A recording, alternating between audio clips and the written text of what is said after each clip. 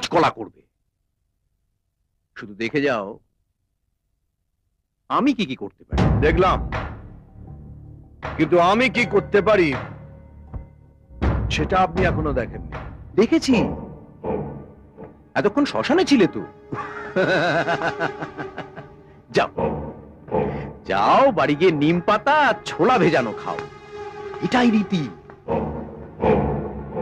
পুলিশের রীতি আলাদা, সে নিম পাতাও খায় না আর ছোলা ভেজানোও খায় না। তাহলে তারা কি খায়?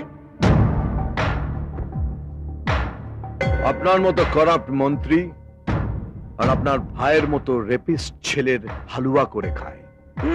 যত ভাবছি তোমায় কিছু বলবো না বলবো না, তুমি বলিয়ে তবে ছাড়বে। আর আমি যত ভাবছি কিছু করব না, আপনি আমাকে করিয়েই তবে ছাড়বেন।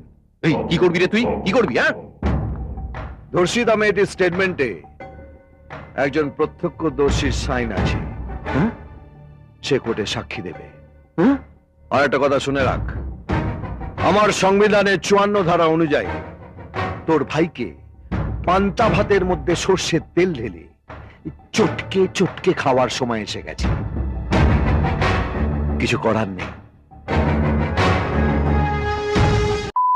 করলো আবার একটা সাক্ষী রেখে। সাক্ষী? কে সাক্ষী? বর্ষা, ওই মেয়েটাই তোর বিরুদ্ধে কোর্টে সাক্ষী দেবে। ভেবেছিলাম লেটা চুকে গেছে, এখন দেখছি চোখে নি। ওই মেয়েটার সাক্ষীর উপর ভিত্তি করেই অগ্নিশ্বর রায় কোর্টে চার্জশিট পেশ করছে।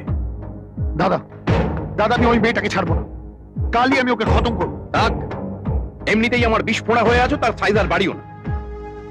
হ্যালো স্যার, মেয়েটা রোজ 9:30টার সময় কলেজ যাওয়ার জন্য বাস স্টপে দাঁড়ায়। কাল 10টার পরে অগ্নিশ্বর রায়ের হাতে যেন কোনো সাক্ষী না থাকে। থাকবে না মিনিস্টার সাহেব, আমার ছেলেদের পাঠিয়ে দেবো। মামলাটা 5 মিনিটের আছে, 9টা 35 মিনিটে আপনি রিপোর্ট পেয়ে যাবেন। মেয়েটার নেই।